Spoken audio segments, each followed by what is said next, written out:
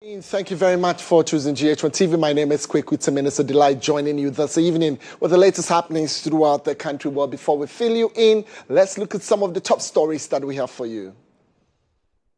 Coming up in the next 60 minutes, live updates from the Economic and Organized Crime Office as lawyers for former Executive Secretary of the Interministerial Coordinating Committee on Decentralization, Dennis Miracle Abuaje, engages authorities to secure his release. Also, coming up in the bulletin tonight, updates from Yemuase in the Ashanti region, where police have confirmed the arrest of 7 suspects for allegedly disrupting the MPP's constituency elections over the weekend. On a sad note, we get to GHOne Kingdom, where the GHOne Kingdom is mourning as traditional authorities confirm passing of the overlord Yana Bukari Muhammad II at the age of 87. Then we'll bring you updates from our world of business. Here, the DVLA will pilot a new vehicle licensing plate in September with a nationwide rollout expected before the end of year 2026. And we'll get you some news from the international front, where U.S. President Donald Trump to reinstate a blockade on Iranian ships in the Strait of Hormuz. All right, so tonight we have these and many other interesting stories making the 1 hour bulletin. Be my guest, stay with us as we'll bring you more and share some sports updates with you.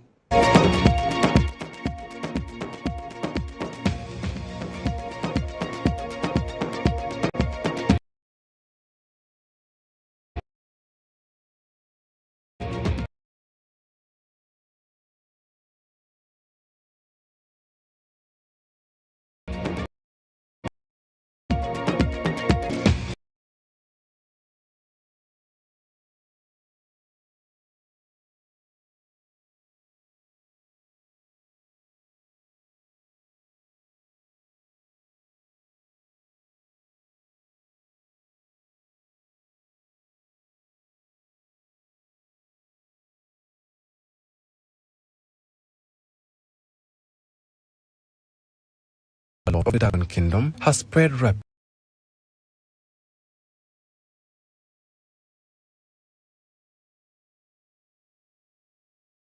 across the known region, prompting an outpouring of grief from traditional authorities, political leaders, religious groups, and residents.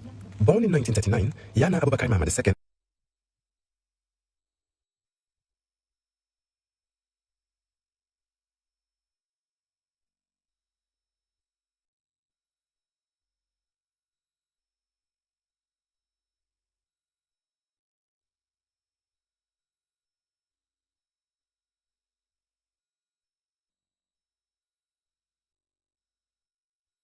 process that ended a 17-year vacancy on the throne and marked a turning point in the reconciliation between the Abudu and Andani royal gates.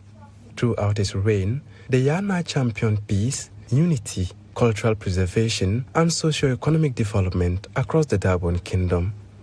His traditional passing was formally announced at the Gbewa Palace in Yendi, ushering the kingdom into an official period of mourning. In our GHOne tradition, there is one person who has the mandate to announce the demise of Yana, and that person is the GHOne. So long as GHOne has announced the demise of Yana, then it is authentic. It is no longer a rumor. And this is done in the early hours of today, and the subsequent burial of the overlord of GHOne. The Yana served as the spiritual, cultural, and traditional leader of one of Ghana's oldest and most influential traditional kingdoms. The GHOne Traditional Council says funeral arrangements and other customary rites will be announced in accordance with GHOne tradition. Once the burial is done, they will tell you what activities we shall be doing ahead, and that one has been communicated after the burial. But before any burial is done, first of all, they will have to get a successor. a regent to continue with the activities of the demise overlord till the final funeral rites is performed. Then we'll now get a new Yana and install him. This is the Andani's gate. So the regent will be as keen as the Kampakuyana at the Zohana's palace. His reign will be remembered for restoring stability, strengthening unity among the royal gates, and promoting development throughout the kingdom. People are going on social media saying all manner of things. It is an affront to our tradition. It is a taboo. So very soon, communication will come out to warn people who talk about the Gbon tradition without having knowledge of it. There are certain things no one, even you can be a chief, you are not qualified to communicate on it. So my advice is that our youth, let's be very careful, let's be very mindful what we bring out in public space. Because if you don't know it and you bring it out, it may have consequences. Brema Abdul Majid's report for GHOne News. Well, may the soul of the Yana rest in perfect peace.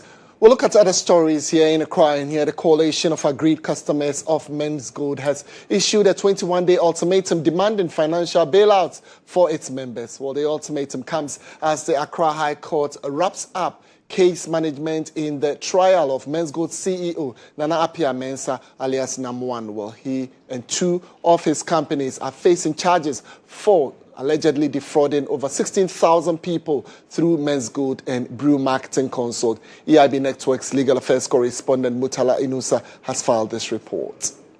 Case management conference in the case in which Nana Appiah Mensah, the CEO of the defunct Men's Good Ghana Limited and Brew Marketing Consult, are standing trial for allegedly defrauding Men's Good customers, has been deemed closed, subject to the accused persons filing supplementary processes.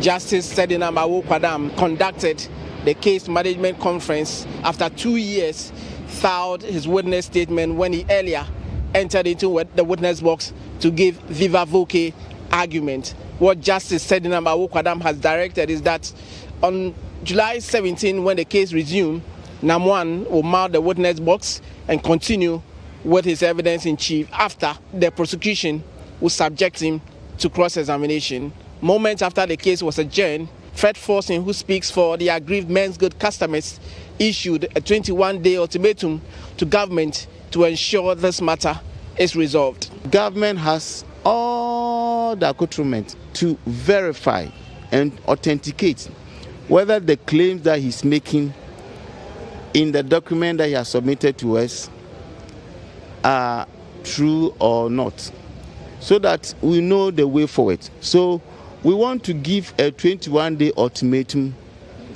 that government should come out and give us concrete steps as to how he's helping the customers to retrieve our money. We have asked for a bailout of 200 million Ghana cedis. He also spoke about the fact that the recent flood disaster that occasioned the nation is a natural disaster. The government of the day should see the Men's Good issues as a natural disaster, therefore had to release funds to resolve the matter. When there are disasters, unplanned disasters, governments over the years quickly step in to salvage the situation. 8 long years, we have lost close to 300 people, quality human lives. And if you ask the human capital people, one human resource is worth trillions of dollars. And we have lost close to 300 of these people due to this issue. I believe that it's high time government steps in. He has also been touching on the circumstances leading to which they had to make such call. We had a formal meeting with the government, and that meeting was chaired by His Excellency the President himself. Certain proposals were made, but I can tell you none of those proposals has seen the light of day. And we believe that it's not proper. Those who were tasked to take certain actions haven't acted. Until then, NAM1 is back in court on 17th of July for further evidence in chief. From the High Court here in Accra, Mutala Inusa, GHOne.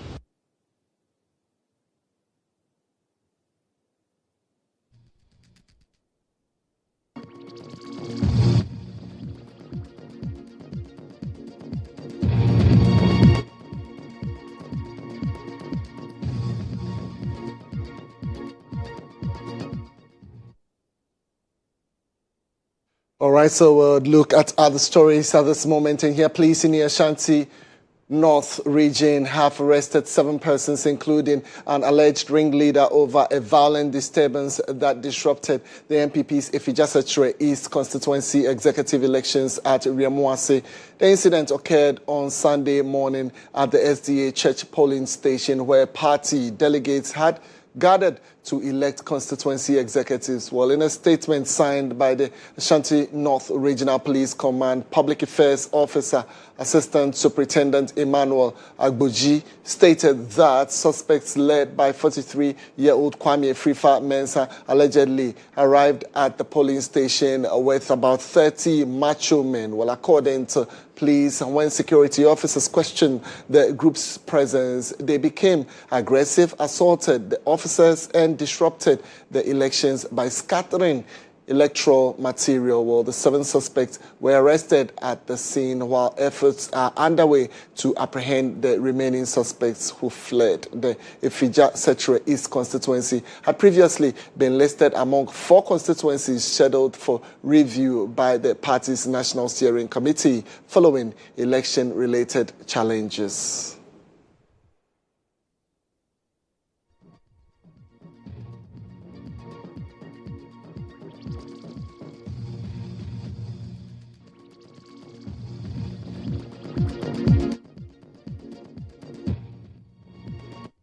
All right, so let's now go live on the phone lines to our Ashanti Regional Correspondent, Justice Isaac Bediako, for the latest from Riamuase. Isaac, thank you very much. We're grateful for your time this evening. So share with us, what is the latest information you are picking on this particular incident?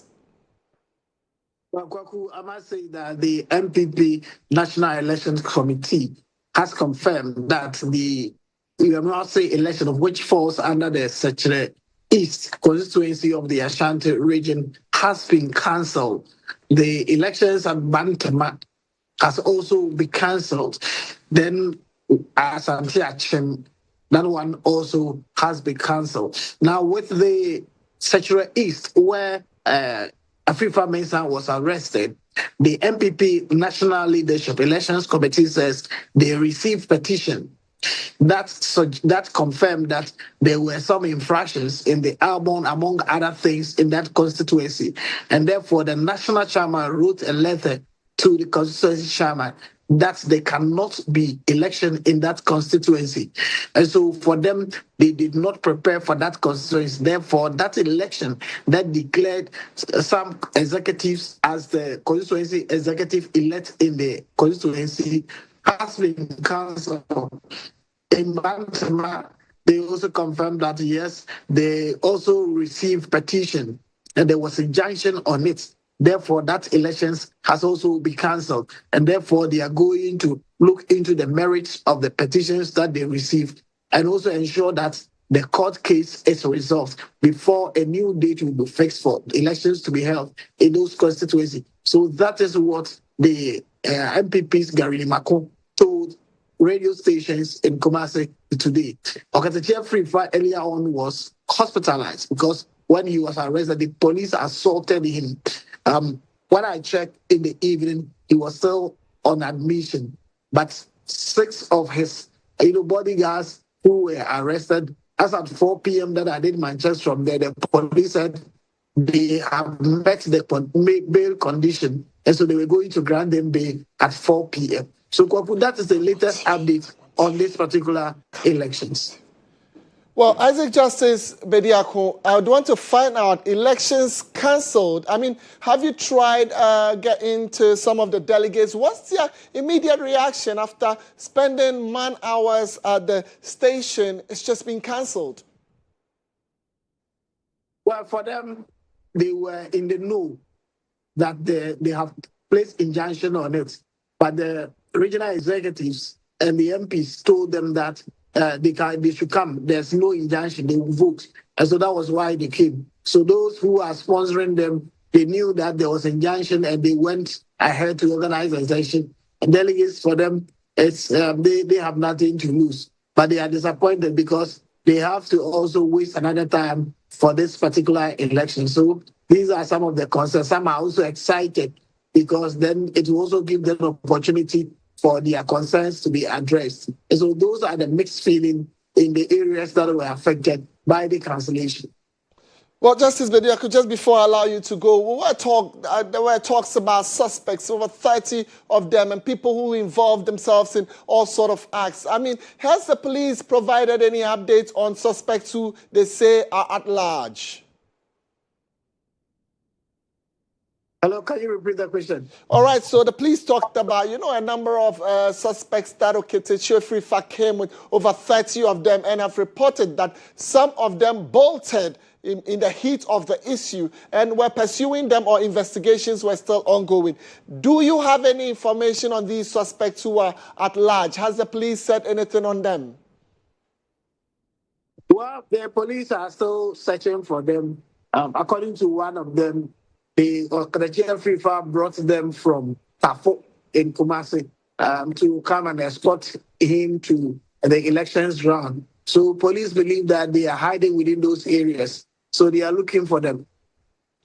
All right. Isaac Justice Bediako, we're grateful for your time and the updates, and we can trust that by tomorrow morning, if there's any updates, he will definitely be reporting from the Ashanti region. Let's just still stay on the matter and speak with our political analyst, Dr. Kwesi Amache-Boateng, on whether he believes the MPP has emerged stronger from these constituency elections, or the cracks becoming visible in the party. Thank you very much, Dr. Kwesi Amache-Boateng, for joining me tonight. So let me find out from you, how significant are constituency executive elections in shaping the party ahead of 2028 elections? Maybe for which reason there's a lot of upheavals and misunderstandings going on like this? Good evening and thanks for the opportunity. Actually, constituency elections are crucial because they constitute like the base from where the party operates. So when they conduct the elections, it also gives the opportunity for very important development in parties, political participation by the grassroots. Although as at now, they still operate the delegate system. But that notwithstanding, delegates represent the party's grassroots. So their participation at that level is very important. Give them a sense of ownership of the party, and that they too have a say through this particular election. So constituency elections are very important. Well, looking at all these misunderstandings popping up, if you just said and other pockets of areas, could these incidents undermine public confidence in the party, specifically talking about the New Patriotic Party? You see, the public of the party, the first set of people we're referring to here has to do with the party's own publics, the party's own rank and file. And if this is happening among them, then crucially that is where the damage is. They themselves are indicating that they are not properly organized, they are lawless, and they are indisciplined. So when they do this and it plays out in the public the way it is unfolding, obviously, nobody is going to take them seriously. All right, kindly help. Do very basic things. Kindly help. Hello? Okay, kindly go on with your point, kindly. If you can't do these very basic things, one, formulating rules to guide your own actions and inactions. The rules should be such that party members should be prepared to work with it. It means that they know the rules are relevant and it finds reason in their own normative understanding of things. All right. So if you can't do that, that is a very basic thing. If you can't do that, that is why we see what we see. Then the party is not ready to, operate as a party that should be taken seriously. Well, you are a political analyst. Kindly help me, maybe within 30 seconds, directly, what you think the leadership of the New Patriotic should be doing, especially because, yes, you've pointed out the flaws. It's only kind that you also address that. I think you should go about it this way and that way, very shortly. The leadership is responsible for the formulation of the rules and ensuring that the rules are fair and just. And this is what they have failed. The leadership is the problem. All right. Thank you very much. We are grateful for your time. He's nailed it. He says the leadership are the problem. I'll try to get to the MPP leadership very shortly and share some more details with you, or they're sharing their thoughts also with you. But for now, we know the constituency election that was held has been cancelled. Our Ashanti regional correspondent just gave us an update on it. So it has obviously been cancelled. But let me play back a little bit over the weekend and we can show you some of the pictures from there that the police in the Ashanti North region have arrested some 7 persons, including an alleged ringleader. Yes, it's also said that they came with over 30 accomplices. Some are on the run. The police have mounted a manhunt for them as and when we have more information on any developments we would be sharing with you. But yes, we're joined by the MPP's Director of Communications, Richard Ahiagba, very shortly. He joins us to speak to issues. Richard Ahiagba, we're grateful for your time. Not too much of a great news coming from the Fijasachre area in the Asante North region. But share with us, what is the party's official response to the violence that marred the elections there?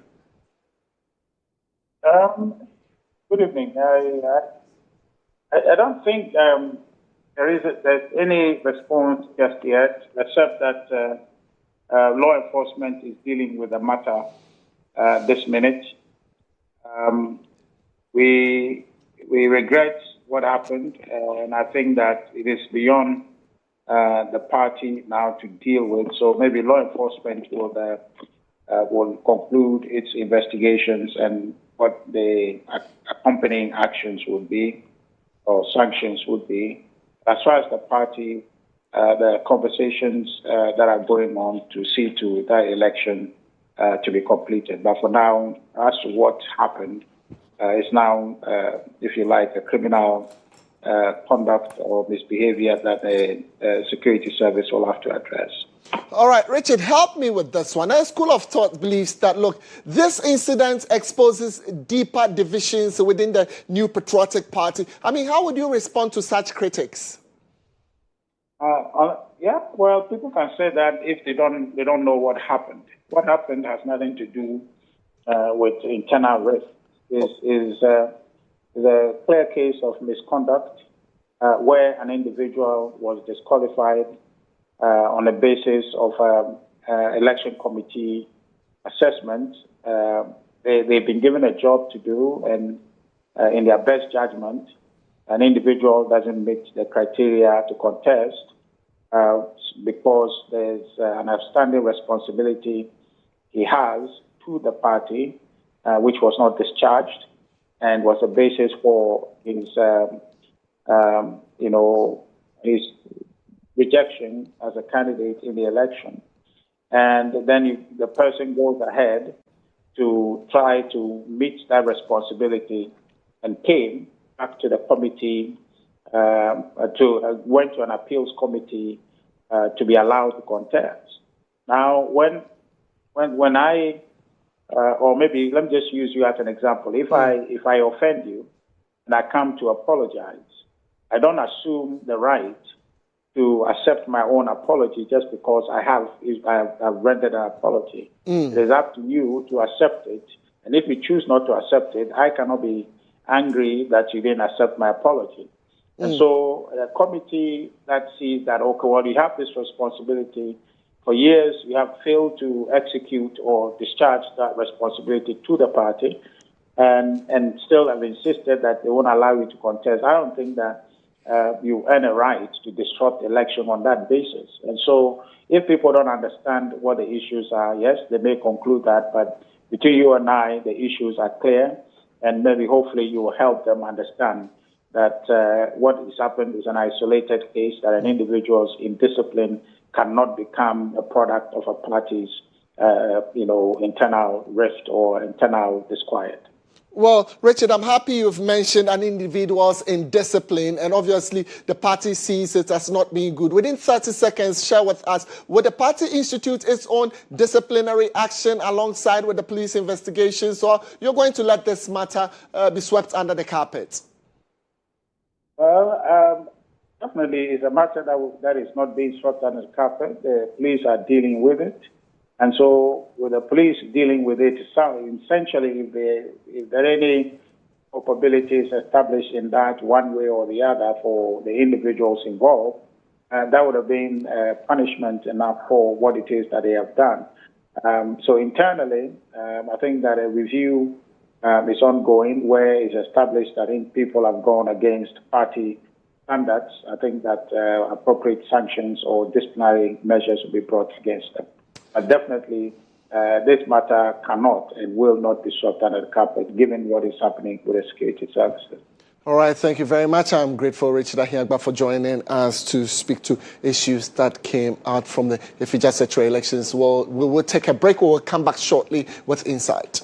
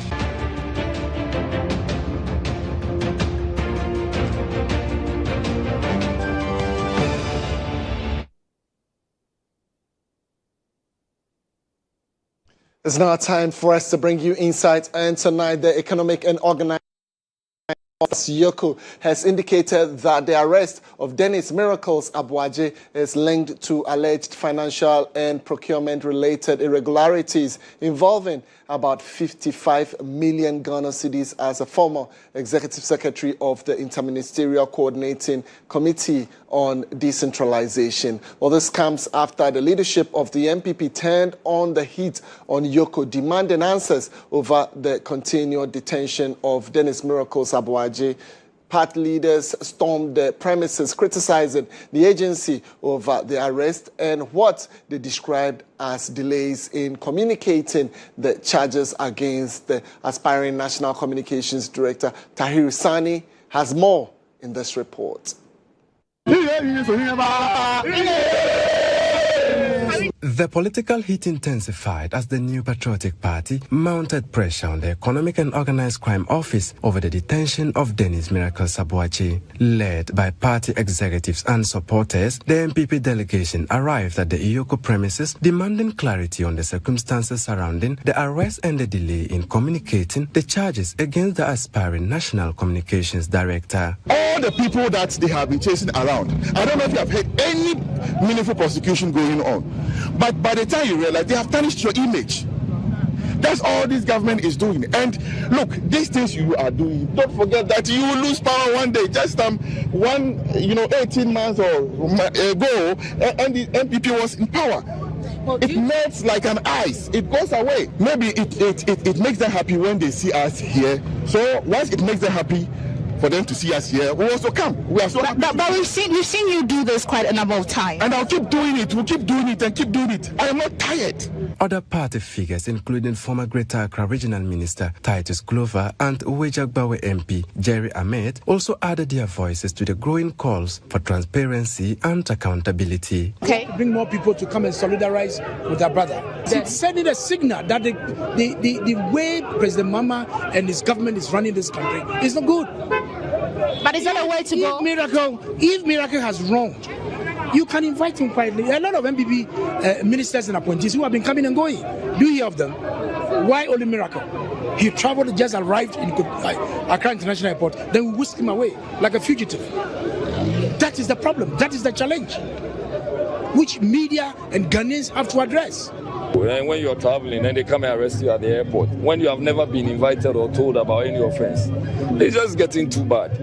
I keep saying that when we go on this tangent, it will get to a stage people will not sit and watch and wait. They will revolt. When you keep pressing the necks of people, they will want to scream. I don't know why GHOne has this modus operandi and we are just allowing it. And the CSOs have gone to sleep. All manner of people have gone to sleep and we are watching. It may be my turn. It may be your turn. Tomorrow it will be their turn. Nobody will come and stand here and be screaming.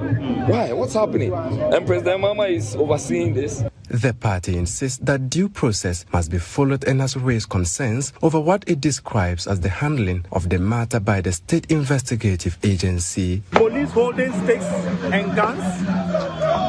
Does this warrant guns and sticks? Is that how to manage crowd? In the modern day policing under John Dramani Mahama, that people are holding guns.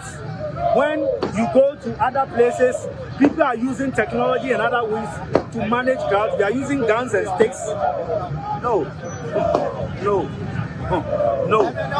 We can do better. Miracles Abuaje was arrested together with the former accountant of the Secretariat, Gerald Appiah. In a statement issued on Monday, July 13, 2026, GHOne said the arrest followed ongoing investigations into suspected misappropriation, misapplication, diversion and theft of public funds at the Secretariat. The investigations were initiated after GHOne received a petition from the current executive secretary of the IMCCOD requesting further inquiries into a forensic audit conducted into the affairs of the Secretariat between August 1, 2022 and February 2, 2025. The office assured the public that it will continue its investigations professionally and impartially while respecting the constitutional rights of all persons involved.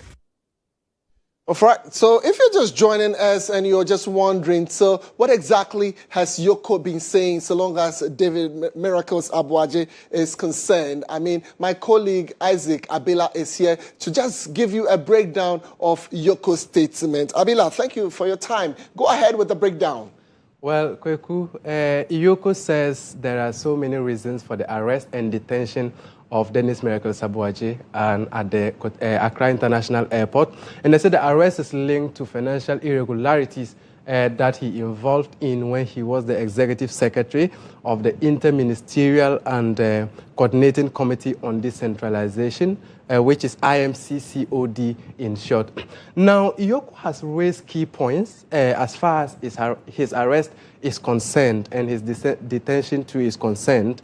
Yoko says that the probe involves a 55 million financial Ghana cedis financial irregularities that involve Dennis Miracles Abuaje and his financial accountant at the Secretariat. He says the investigation spans from August 1 to February 2, 2025, which is last year. That is roughly 1 year ago when the investigations started and ended.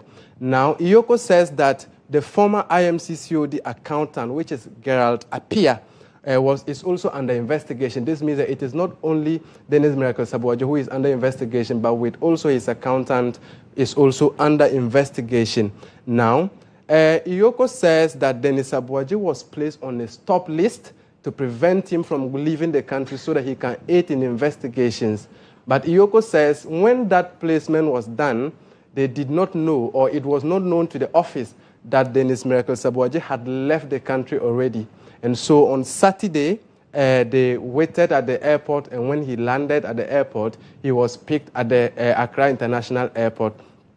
That is what Yoko is saying. And they also said that Gerald Appiah has begun refunding some suspected loot. And so the investigations of Gerald Appiah had gotten to a point, or has gotten to a point where he has begun refunding some of the monies that he allegedly was accused to have looted.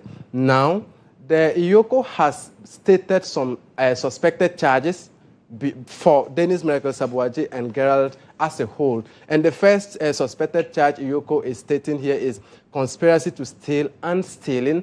Yoko says that Dennis Miracles Abuaje is alleged or is suspected to have stolen from when he was the executive secretary at the IMCCOD, and then conspiracy to steal. And then using public office for profit. Yoko says that when he was at the office, he used his office from 2022 to 2025 for profit, for personal gains, and not for the national agenda. And also causing financial loss to the state, and then dissipation of public funds, which means the reckless use of public funds. Yoko says he is suspected to have used the funds recklessly on other things and not for the core mandate of those funds. And then defrauding by false pretense. Yoko also says that some of the funds, he was involved in defrauding by false pretense when he was also the executive secretary within that 1 year period. And also money laundering. And then finally, other suspected offenses which are not captured in the first 6 that are aforementioned.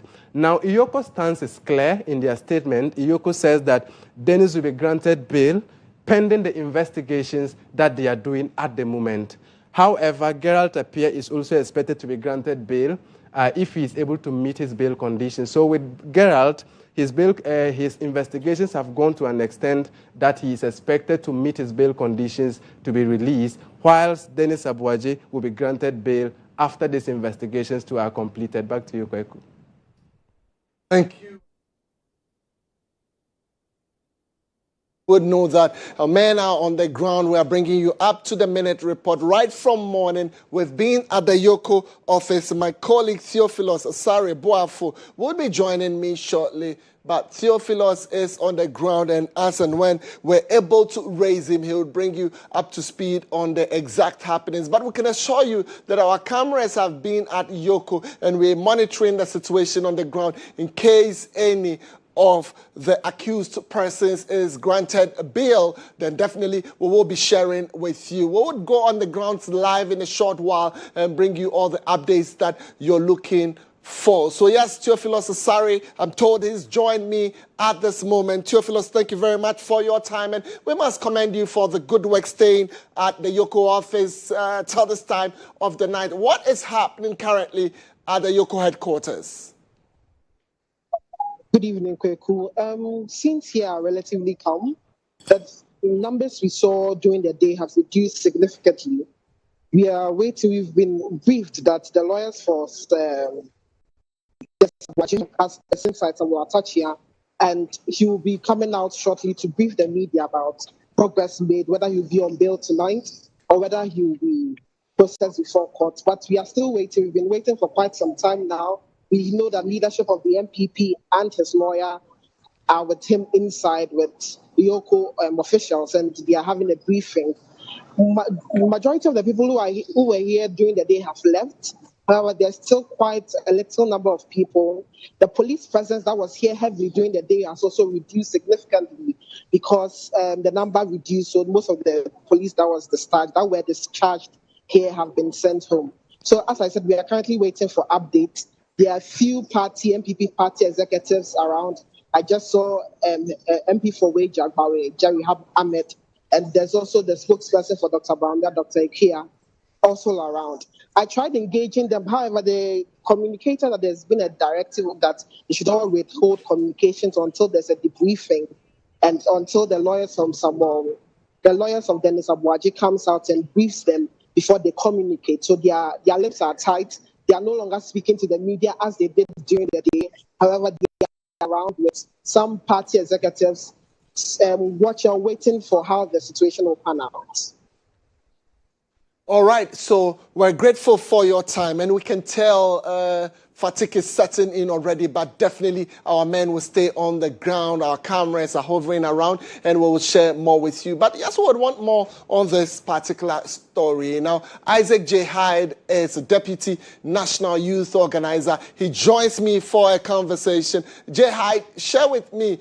You said the arrest is political persecution. Why so? Good evening, my brother, to your cherished viewers and listeners. Indeed, we believe that this is politically motivated. This morning, we got here very early, and every attempt to engage miracles, we were unable to do so.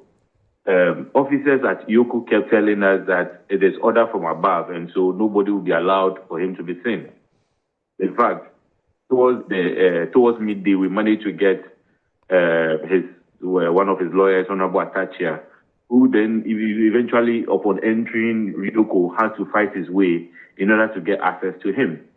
I mean, it is cardinal principle in law that every accused person will have right to counsel. I don't see why we have to fight for us to do this, even more so when we are told that this is order from above. Again, it's important to emphasize that we are not above reproach, and we are not above the law, except that all we are asking for is due process. Miracles Abuaji is a citizen of this country.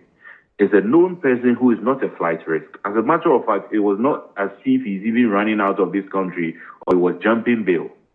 The gentleman left Ghana and was coming back into the country and was arrested upon entry. You can imagine the embarrassment when you have your family and loved ones coming to welcome you, just like is done by every household when one is returning into the country. Yoko claims that they are released today that they have invited miracles and they've been investigating him here and there. What has stopped them from inviting him together with his counsels to continue with their investigations? Why the spectacle? To what end do you just whisk a person like an armed robber, incarcerate him and deny him access to his counsel and loved ones? I mean, this is becoming unbecoming. And if you see us angry out there, it is because we need to stem this thing, because today it is miracles. Yesterday was Anand. Tomorrow it could be you or myself. And that is why we are still here. J. Hyde, shortly, am I to believe that, look, tomorrow you are coming back in your numbers more unless you see miracles released? Today is just, just the tip of the iceberg. Today is just some skirmishes we needed to show that we are willing to stand by any NPP person. Again, we are hoping that just as Yoko issued a statement and said that they are just going through the processes and they are going to release them today. We hope that they follow through. Again, if they intend to continue keeping him there, they should take him to court. Like they say, everybody will have their day in court. They should take him to court and follow the due process. But if they intend on keeping him, abusing the laws, tomorrow they will see us here. And in fact, they will see us in larger numbers. All right. Thank you. We're grateful for your time. That will do for Insight for tonight. But the information will continue. Our men will still be on the ground and we'll keep reporting on the issues with Miracles at Boaje. We're back shortly with some more updates from our world of business.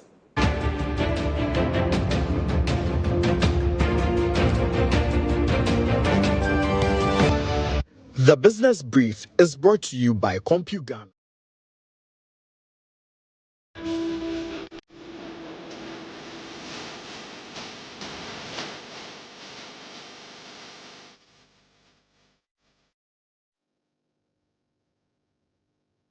All right, so kindly help me appreciate CompuGhana for making it possible for us to bring you business tonight. Tonight in business, Driver and Vehicle Licensing Authority, I'm talking about the DVLA, is set to begin piloting its newly introduced vehicle licensing plates in September, with full rollout expected before the end of year 2026. Well, in a media engagement, the Chief Executive Officer of the DVLA, Julius Kweku, noted that the radio frequency identification enabled vehicle number plate system is intended to improve service delivery, curb revenue leakages, enhance road security, amongst other objectives. There's more in the following report.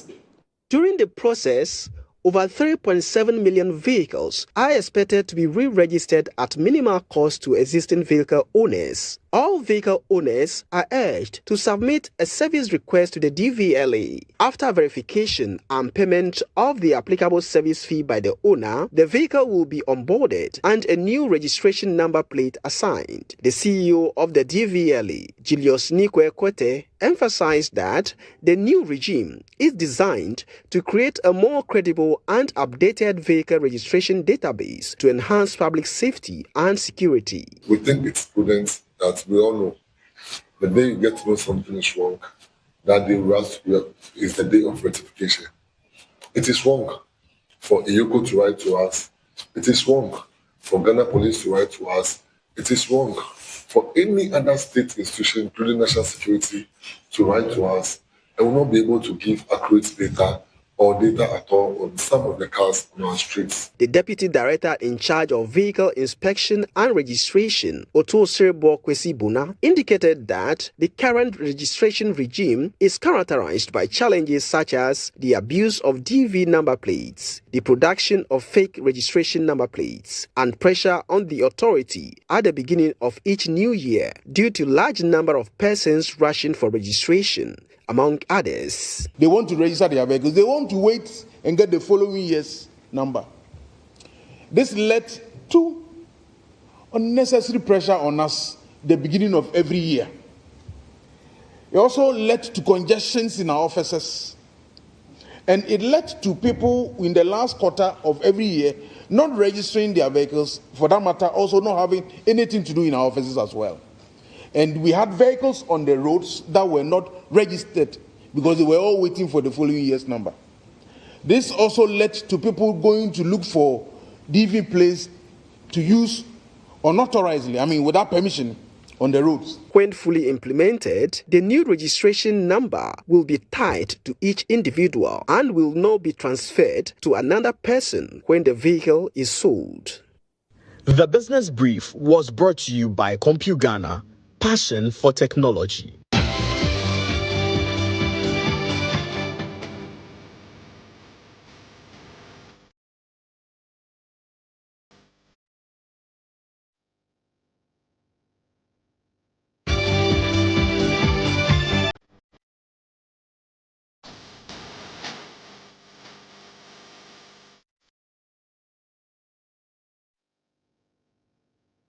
The United States says it is reinstating a blockade on Iranian ports in the strategic Strait of Hormuz as tension between Washington and Tehran continue to escalate. Well, the U.S. President Donald Trump announced the move in a post on Truth Social, saying America would act as the guardian of the vital shipping route and impose a 20% charge on cargo passing through the waterway to fund security operations. Well, the announcement comes after Iranian military warned it will not allow Washington to interfere in the management of the Strait of Hormuz, one of the world's most important energy trade routes.